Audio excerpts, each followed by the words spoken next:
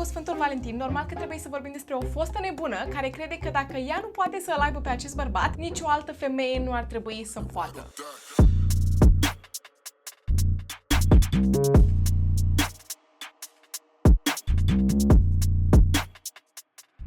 Salutare, fan True Crime, azi zi de traumă, eu sunt Ceci și vreau să vă întreb cum a trecut Sfântul Valentin pentru voi, toți singuri? Nu, glumesc. Trecem peste. Astăzi vorbim despre o psihopată, la modul cel mai serios, numele este Jodi Arias. Ați auzit vreodată de ea? Nu cred că vreți să știți. Și țin să vă spun că deși vorbim despre un caz True Crime, da, cineva a sfârșit într-un mod tragic, mai și bărfim, pentru că femeia asta mi se pare că este incredibilă. Așa că puteți mâncați liniștiți. Poftă bună! Jodi Arias s-a născut pe 9 iulie 1980 în California. Ne ducem în America. Și ea a avut o copilărie extrem de normală. Părinții ei o iubeau foarte, foarte mult. Erau religioși, dar nu își obligau copiii să fie implicați în religie și Jodi a crescut fiind această domnișoară foarte, foarte frumoasă. A început să fie foarte rebelă în adolescență și asta este și perioada în care părinții ei au prins-o că creștea o plantă ilegală în pod. Au sunat la poliție, au denunțat-o pe fata lor și așa ea nu a mai avut o relație destul de strânsă cu părinții ei pentru că erau niște trădători. Așa a zis ea, ok. Ea s-a lăsat de școală prin clasa 11-a și fiind atât de frumoasă și atât de rebelă, nu era destul de greu să își găsească iubiți. Iubiți pe care îi schimba ca pe șosete. Ea avea un singur scop în viață. Să devină o mare fotografă. Era foarte, foarte pasionată de fotografie, făcea poze și videoclipuri oriunde apuca. Suntem prin anul 2003. Jodi are 23 de ani. Și asta este și perioada în care se întâlnește cu viitorul ei iubit. Numele lui este Daryl. Iar asta este și perioada în care ei doi se mută într-o casă împreună. Totul bine, mersi. Singura problemă este că ei nu se descurcau foarte bine financiar, pentru că Jodi lucra ca fotografă, adică făcea destui de puțin bani în punctul ăsta, pentru că nu era o fotografă foarte populară, nu avea foarte mulți clienți, pur și simplu ăsta era hobby-ul ei pe care încerca să îl transforme într-un job. Trec 3 ani de zile, suntem în 2006, cei doi încă sunt împreună, doar că relația lor nu mai este atât de strânsă ca la început și Jodi se decide să își ia un job la o companie care se numește Prepaid Legal Services. Să vă spun așa mai pe scurt despre această companie, este practic o schemă piramidală unde tu, ca să faci bani, trebuie să recrutezi cât mai mulți oameni și să vinzi cât mai multe produse de la această companie. Și genul ăsta de companii mai țin și diferite conferințe în diferite state să își aducă angajații și să încerce să vândă cât mai multe produse. Iar Jodi s-a dus la una din aceste conferințe în Las Vegas. Minunat, totul plătit de companie, normal că se duce. Iar acolo ea îl întâlnește pe Travis Alexander. Travis este victima poveștii. El s-a născut pe 29 iulie 1977, era doar cu 3 ani mai mare decât ea. Și haideți să vă spun puțin despre copilăria lui și cum a ajuns acolo, pentru că este destul de interesant. El a crescut cu alți 7 frați și copilăria lui a fost extrem de teribilă. Părinții lui consumau foarte multe substanțe ilegale și de foarte multe ori îi lăsau pe cei 8 copii să se descurce singuri. Efectiv, la un moment dat, mama lui a adormit timp de 4 zile și a lăsat pe acești 8 copii să se descurce singuri, să mănânce ce apucă și nici măcar nu prea aveau mâncare. La un moment dat el a spus că atunci când era mic a ajuns să locuiască într-un cort. El știa de când era mic că singura lui soluție să iasă din această situație este să se îndepărteze de familie și să își urmeze visele singur. Așa că s-a mutat la bunica lui în California. Totul bine mersi, doar că bunica lui făcea parte din religia mormonă. Am mai discutat de multe ori pe acest canal despre această religie, o să vă zic așa cât de repede pot eu. Această religie este o ramură a religiei creștine și este o religie extrem de controversată. Se numește LDS, dacă ați mai auzit vreodată. M-am uitat la un documentar întreg de pe Netflix. Se numește Keep Sweet, Pray and Obey. Dacă vreți să vă uitați la el, îl recomand, dar este o religie foarte, foarte strictă, să spunem așa. În fine, trecem peste. Travis vrea să se implice în această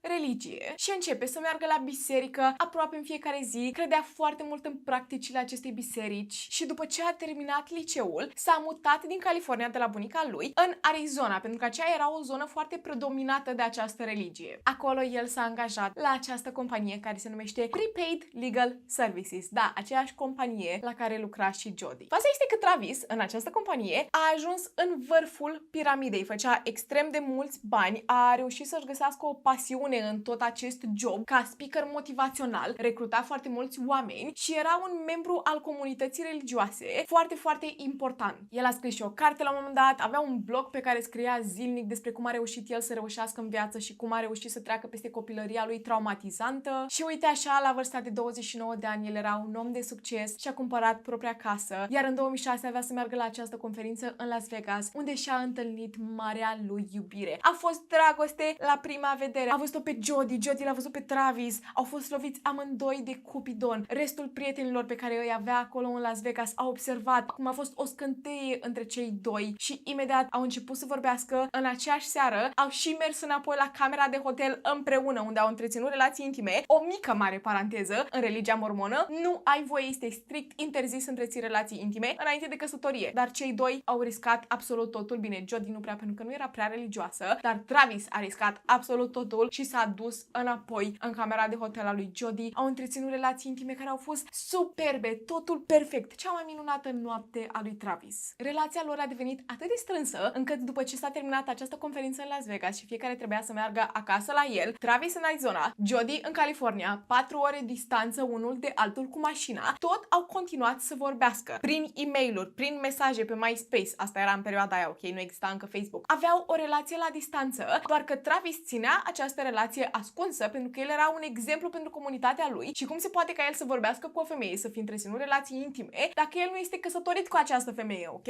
În aceste e-mail-uri, mesaje, convorbiri telefonice, oamenii mei continuau să întrețină relații intime prin telefon, niște relații intime prin mesaje și când vă zic că aceste mesaje erau foarte 18+. El a început să-i trimită cadouri, i-a trimis la un dat o Biblie, i-a trimis la un dat icoane cu Isus, iar Jody era atât de obsedată de Travis, ok? Travis era îndrăgostit, Jody era obsedată, Jody era atât de obsedată de acest om încât a ajuns să vrea să se convertească către religia mormonă, iar la 2 luni după ce au început să vorbească, Jody a fost botezată în această religie. Cine a botezat-o? Travis însuși a botezat-o pe această femeie în religia lui.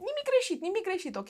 Într-un final, în februarie 2007, cei doi își fac relația publică. Am uitat să menționez că în timpul ăsta Jody s-a despărțit de fostul ei iubit. Da, ok, v-ați dat seama. Problema era că ei încă locuiau în state diferite, erau la 4 ore distanțe unul de altul. Nu era imposibil să conduci atâtea ore pe zi, dar vă dați seama că nu puteau să se întâlnească chiar zilnic, vorbeau foarte des, mergeau în vacanțe împreună și Jody mergea de foarte multe ori acasă la Travis. În toată perioada asta, Jody făcea foarte multe videoclipuri, fotografii, oriunde mergeau, chiar și când erau în pat. Ea își petrecea foarte mult timp acasă la Travis, ok? Mergea cu nopțile acolo și problema este că prietenii lui Travis au început să observe cum Jody este puțin cam posesivă, puțin cam mult. La un moment dat purta un tricou pe care scria proprietatea lui Travis Alexander. Dacă cumva Travis mergea la baie, Jody mergea cu el, îl aștepta la ușă. Dacă el vorbea la telefon, dacă vorbea prin mesaje, imediat, cu cine vorbești, cine e asta, ea lua parolele de la social media, intra să vadă absolut toate mesajele și din această relație foarte frumoasă, foarte drăgăstoasă, s-a transformat într-o relație extrem de toxică, pentru că această femeie îl voia pe acest bărbat numai și numai pentru ea. Iar prietenii lui Travis au observat chestia asta din prima și l-au luat deoparte pe Travis. Hei, știi? Fata asta nu prea este de nasul tău, nu o să ajungi bine cu ea, nu o să ajungi să te căsătorești cu ea sau dacă te căsătorești cu ea, nu o să o duceți bine, pentru că femeia asta încearcă să te controleze. S-au despărțit, s-au împăcat, s-au despărțit, s-au împăcat de cel puțin 4-5 ori în decursul a câteva luni. Vă puteți da seama că Travis s-a săturat la un moment dat și după ce s-au despărțit și împăcat de 100.000 de ori, Travis a zis: gata femeie, du-te cu Domnul, lasă-mă în pace, nu mai vreau să am nimic de a face cu tine. Și în capul lui Travis, el este acum single, ok? Ready to mingle. Vrea să-și găsească alte relații. Dar în capul lui Jody ei erau deja căsătoriți cu 3 copii. Așa că ce începea să facă? Se ducea acasă la el, pe ascuns, îi intra în casă pe ușa câinelui și chiar dacă aducea femeia acasă, se ascundea în casa lui și efectiv se uita la el cum aducea alte femei, după care găsea aceste femei și ajungea să le trimită e-mail-uri, ajungea să le bată la ușă și să le amenințe. Și faza este că Travis știa toate lucrurile astea, adică la un moment dat Jody a venit la el acasă pe ascuns, cât el era plecat, s-a pus în patul lui dezbrăcată, iar când Travis venea acasă era bineînțeles șocat, dar în același timp, hei, o am pe femeia asta care este extrem de superbă, extrem de sexy, aș putea să întrețin relații intime cu ea și el vedea această relație care era extrem de toxică, nu erau împreună, nu mai erau într-o relație, dar el vedea toată treaba asta ca și cum ea este prietena lui cu beneficii. De fiecare dată când el începea să vorbească cu o altă femeie, Jody se reîntorcea, îi tăia cauciucurile la mașină și totuși, deși ea era această fostă nebună, el continua să întrețină relații intime cu ea. La un moment moment dat, Jody i-a spus lui Travis cum ea are un stalker și cum acest stalker o obligă să fie într-o relație cu ea, iar ea practic încerca să-l convingă pe el să o lase să se mute acasă la el în Arizona. Travis s-a gândit la această opțiune și prietenii lui i-au spus, hei, cu siguranță acest stalker nu există, nu face această prostie. Iar Travis și-a revenit și a refuzat să o lase pe Jody să se mute în casa lui. Așa că ce face Jody? Se mută în Arizona, 2 străzi mai încolo de Travis. Se mută. Singură. A zis, da, nu, vin oricum. Bine, Travis nu știa inițial. S-a trezit cu ea la ușă. Surpriză! Fosta ta, nebună. Da, știu că ți-am tăiat cauciucurile la mașina cu vreo săptămână și da, știu că ți-am stocărit toate fostele și că le-am amenințat una câte una pe rând, dar noi încă întreținem relații intime și nu știu cum să zic, dar m-am mutat 2 străzi mai încolo. Și ea, când a venit la ușă și a spus lucrurile astea, Travis era în casă cu o altă femeie. Vă puteți da seama că omul ăsta nici nu mai putea să aibă o relație nouă în punctul ăsta, pentru că îi era frică de Jody, dar în același timp încă întreținea relații cu ea. Jody începe să se plângă la el, cum nu reușește să își găsească un job. Are nevoie de un job, s-a mutat într-un stat nou, iar Travis îi oferă un job în casa lui ca menajeră. Eu știu că Travis urmează să fie o victimă în această poveste și că este teribil ce s-a întâmplat cu el. Dar serios, măi, Travis, serios. Într-un final, Travis reușește să o convingă pe Jody să se mute înapoi în California. Ea se mută în casa bunicilor săi. Și ce să vedeți, la o lună după ce s-a mutat înapoi în California, bunicul ei sună la poliție să denunțe un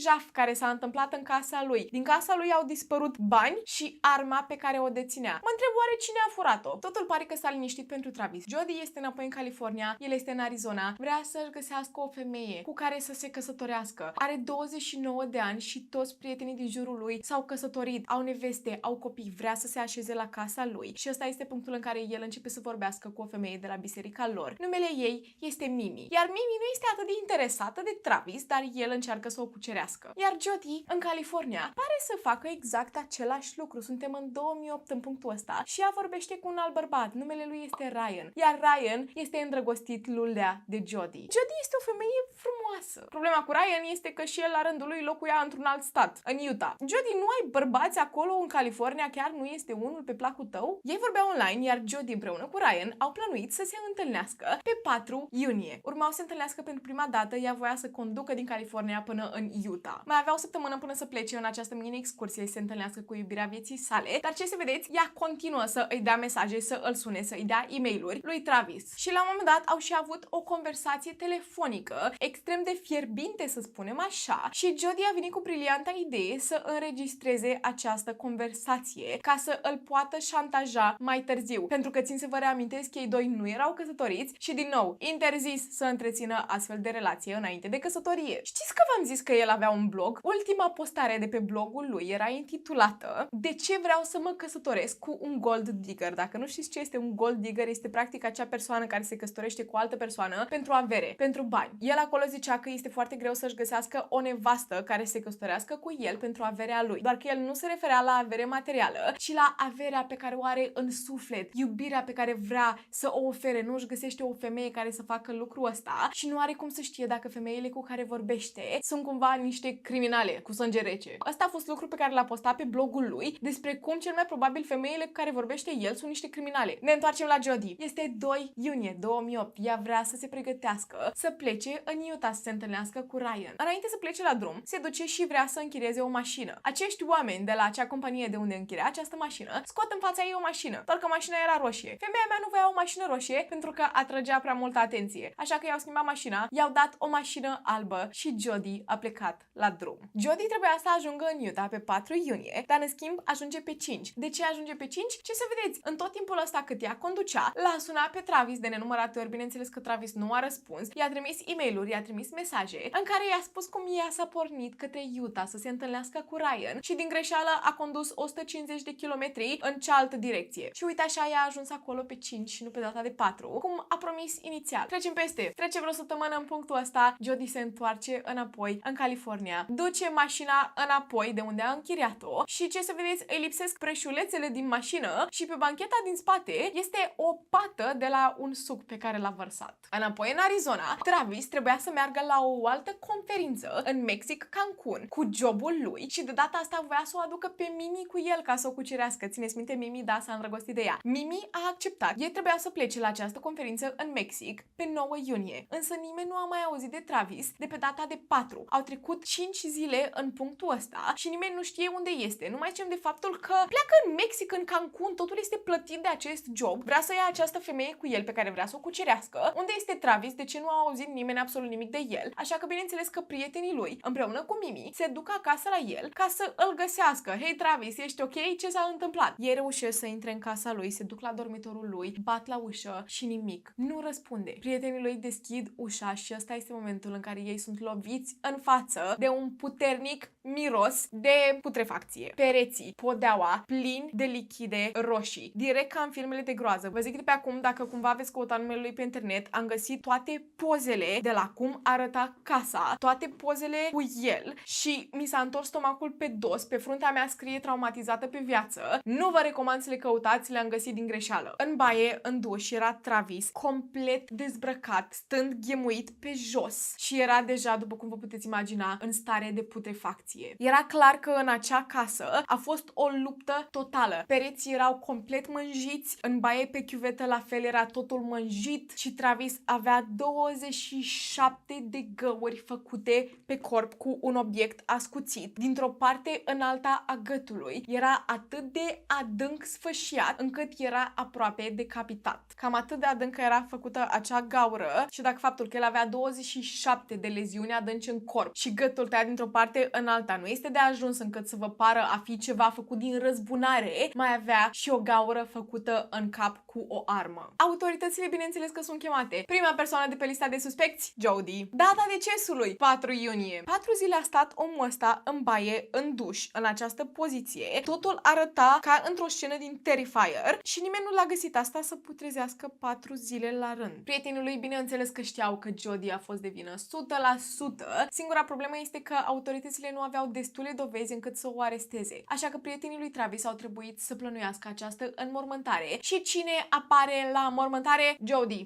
The audacity of this woman. Cum are ea tupeul să vină la înmormântare știind ce a făcut? Zilele trec. Ce mai face Jody? Sună la autorități să afle mai multe informații despre investigație. Ea le spune, eu sunt fosta lui iubită și am auzit ce s-a întâmplat acolo și vreau să vă ajut. Dacă aveți nevoie de orice informație, sunați-mă pe mine. Și da, știu că eu cu Travis nu mai suntem împreună, eu sunt fosta lui iubită, dar eu țineam foarte, foarte mult la el și încă vorbeam zilnic. Le-am mai și spus că ea știa că el are să meargă în Mexic, în Cancun și că în ultima perioadă el a început să meargă la sală și să fie din ce în ce mai forțos, așa că dacă cumva ea este pe lista de suspecți, vrea să anunțe faptul că ar fi imposibil ca ea să îl doboare pe acest bărbat. Dacă vreți să luați lecții de cum să nu fii suspicios, nu ascultați de Jody. Pentru că de ce ai suna autoritățile să le spui dacă cumva vreodată sunt pe lista de suspecți, să știi că nu are cum să fi fost eu, pentru că omul ăsta era de 2 ori mai mare decât mine. Ok.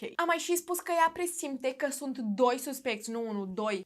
Da, ea presimte, a citit în cărți, a văzut în stele. Acum înapoi la investigație s-a găsit o amprentă pe perete și în mașina de spălat s-au găsit lenjeriile de pe pat și o cameră de filmat. Toate au fost spălate în mașină cu clor. Camera avea un card SD înăuntru, gol, bineînțeles, doar că ce trebuie să învețe oamenii care comit astfel de crime este că în ziua de astăzi avem o tehnologie mult mai avansată. Orice poză, orice videoclip făcut de pe această planetă, chiar dacă sunt șterse, pot fi găsite dacă autoritățile se implică, dacă FBI-ul se implică. Așa că în felul ăsta autoritățile descoperă mai multe poze care au fost făcute pe 4 iunie. Prima poză este cu Jody, dezbrăcată, pe patul lui Travis. A doua, Travis, care este dezbrăcat, după care urmează mai multe poze de genul ăsta și Travis în duș. Travis care arăta în felul ăsta, eu mă uit la el și mie mi se pare că omul ăsta era speriat. Nu știu de ce. Probabil nu era, pentru că din câte am înțeles era de 2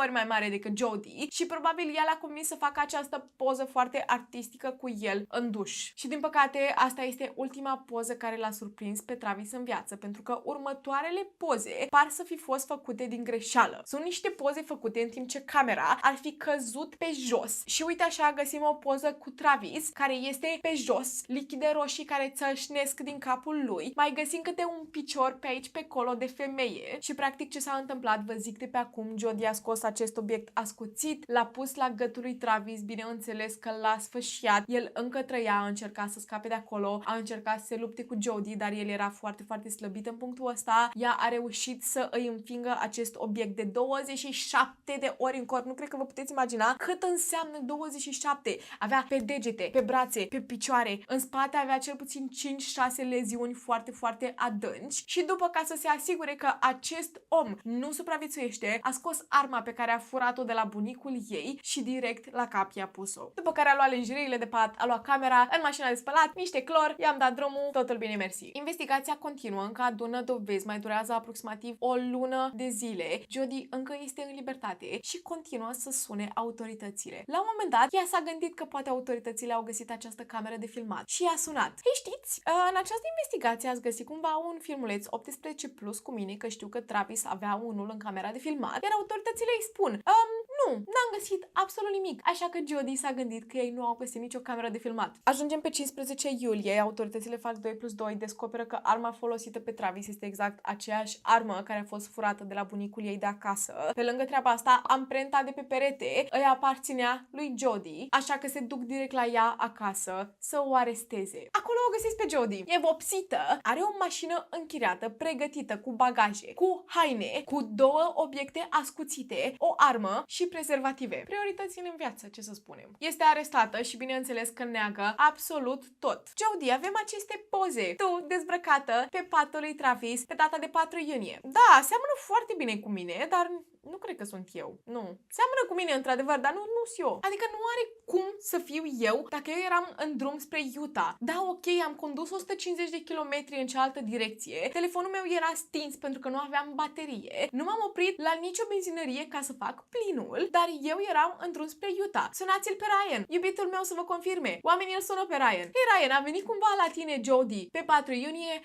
Da, trebuia să vină pe 4, dar a ajuns pe 5 pentru că a condus 150 de kilometri în cealaltă direcție. Cum a reușit? Nu se știe, domnule. Păi vă dați seama, o mică paranteză. Ryan, care vorbea cu această fată online și eu o aștepta să vină acasă la el, să facă dulce dragoste, să întrețină relații, să fie totul bine mersi, și femeia asta a ajuns la el și după el să afle că de fapt cu o zi înainte a stat și a făcut 27 de găuri în omul ăsta și aproape că l-a decapitat. Jodie a continuat să nege, în continuare a fost dusă la audieri și a spus că dacă cumva ea l-ar fi ucis pe Travis, acum ea ar vrea să primească pedeapsa cu moartea, dar ea nu a făcut-o. De ce ar crede că lucrul ăsta ar face să pară mai puțin suspicioasă? Nu știm. Nu știm, Jodie, ce este în capul tău? Când a fost întrebată de ce era amprenta ei pe perete, ea a spus că normal că se află acolo dacă ea este fosta lui și a mai mers acasă la el de foarte multe ori. Automat amprenta ei are să fie în casă, pe perete, lângă urmele roșii pe care le-a lăsat Travis. A fost anunțată că au să-i facă o fotografie judiciară, știți voi, acele fotografii pentru arest, și ea i-a rugat să o lase să se macheze înainte. A fost lăsată singură în camera de audieri pentru câteva minute bune și ăsta este momentul în care ea începe să vorbească singură. De ce nu m-am machiat eu oare înainte să vin aici? Și după începe să cânte melodii bisericești ca după să se ridice și să stea în 2 mâini. Ea este inocentă. De ce nu ar putea să stea în 2 mâini în camera de audieri? La un dat a început să uite prin gunoi. Efectiv era atât de unbothered. Era, da, o să plec de aici foarte curând. Hai să cântăm o leacă.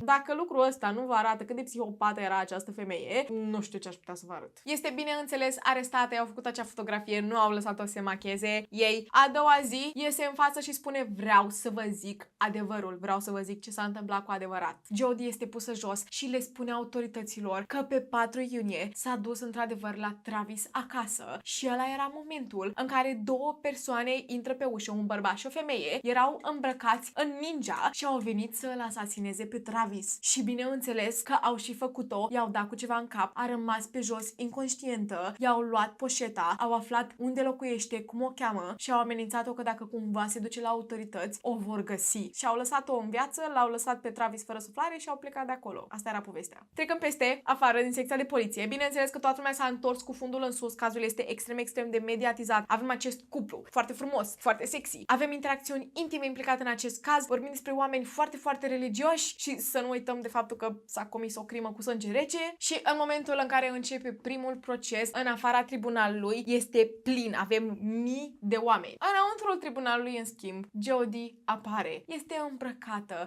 foarte modestă, are niște ochelari pe ochi și a făcut breton ca să arate ca această femeie foarte inocentă. Este extrem de supărată, mai că dă să plângă. În momentul în care ajunge să vorbească, începe să izbucnească în plâns și să le spună oamenilor cum Travis era de fapt un bărbat extrem de violent și că ea de fapt i-a supraviețuit. Și da, de data asta nu mai vorbește despre cum au intrat doi ninja în casă, cum că ea l-a ucis din autoapărare pentru că a fost supusă unor lucruri teribile. Travis o lovea, o dădea cu capul de pereți, ea este o supraviețuitoare. Și pentru că asta nu era destul de frustrant, ea le-a spus autorităților cum pe 4 iunie, în momentul în care a intrat la el în casă, l-a prins cum își satisfăcea plăcerile singur, în timp ce se uita la o poză cu un băiețel. Este atât de frustrant. Extrem de frustrant. Jodie este găsită vinovată. Ei sărim în sus de fericire, toată lumea în afara tribunalului sărea în sus de fericire, a fost găsită vinovată. A doua zi trebuiau să se întoarcă înapoi la tribunal ca să își primească sentința. Jodie ajunge în fața juriului și scoate un tricou alb pe care scrie Survivor, adică supraviețuitoare, și le-a spus oamenilor că ea a creat acest tricou pe care vrea să îl vândă și să doneze tot profitul către victimele care au suferit în urma abuzului domestic, la fel ca ea. Cât căutam pozele cu acest tricou, în ziua de astăzi sunt foarte multe website-uri care vând acest tricou sub numele de Jodie Arias și practic fac profit în urma faptului că femeia asta a adus în tribunal o minciună gogonată. Mi se pare teribil. Ce e în regulă cu oamenii din ziua de astăzi? Într-un final, Jodie Arias a primit închisoare pe viață fără dreptul la apel în 2013. Astăzi, în 2025, ea are vârsta de 44 de ani și am găsit că are dreptul la apel. Nu înțeleg de ce. De ce se dau niște sentințe și după aia, după vreo 20 de ani, eu cred că ei se plictisesc de deținuți în închisoare sau văd ca un comportament bun, dar de ce? De ce le dăm dreptul la apel dacă în primul rând s-a dat o sentință fără dreptul la apel? A făcut un apel în 2020 și a fost refuzat. În 2025 încă se află după gratii și am găsit că femeia noastră pictează, face artă și le vinde pentru mii și mii de dolari. Am dat peste foarte multe interviuri cu această femeie, cu această psihopată și nu îmi pot imagina. Ea neagă în continuu. Până în ziua de astăzi ea neagă că a făcut ceva greșit. A zis, au intrat ninja peste ea, omul ăsta era foarte violent, numai ce de faptul că se uita la o poză cu un băiețel, vorbim despre un băiețel de 9-10 ani, așa a spus ea. Și ea încă continuă să susțină toate balivernele astea. A spus că ea nu, a făcut-o din autoapărare. Ea este complet nevinovată și că vrea să primească pedapsa cu moartea, nu mai vrea să stea în această închisoare pentru tot restul vieții sale. A zis într-adevăr că îi pare rău că s-a ajuns până aici. Cred și eu, Jodie. Cred. Da, nu, este un caz foarte frustrant, este un caz în care o femeie nu vrea să își asume pentru ceea ce a făcut, nu vrea să își asume că este pur și simplu o obsedată, este pur și simplu o psihopată. Nu ne putem da seama. De obicei, la oamenii de genul, avem în spate o poveste, avem în spate, nu știu, copilăria lor a fost teribilă sau ceva, dar în cazul ăsta copilăria ei a fost destul de normală. Singurul lucru traumatizant pentru ea, să spunem așa, a fost că părinții ei au sunat poliția în momentul în care au găsit în pod o plantă ilegală crescută de ea la vârsta de 14-15 ani. Atât a fost acest caz, vreau să vă mulțumesc din suflet că a stat cu mine până la sfârșit. Oficial, acesta este ultimul videoclip de pe acest canal cu acest fundal în spate, în această cameră. Mă emoționez foarte mult, parcă mine să plâng numai cât mă gândesc, cât mă uit la cameră în punctul ăsta, mă văd pe mine în această cameră și nu o să mai avem același fundal. Ne mutăm într-un final în Brașov, o să luăm pe Boris cu noi, nu vă panicați și majoritatea lucrurilor pe care le vedeți aici. Dar da, cam atât a fost acest caz. Eu am fost Ceci, acesta a fost cazul lui Jodie Arias. Happy Valentine's Day, iar până trauma viitoare, stay safe! O să vă rog să apreciați această cameră pentru ultima dată. Boris, mulțumim pentru... Îi mulțumesc pentru ce? Că vine cu mine în Brașov. Am pus inimioare de Sfântul Valentin. Și atât.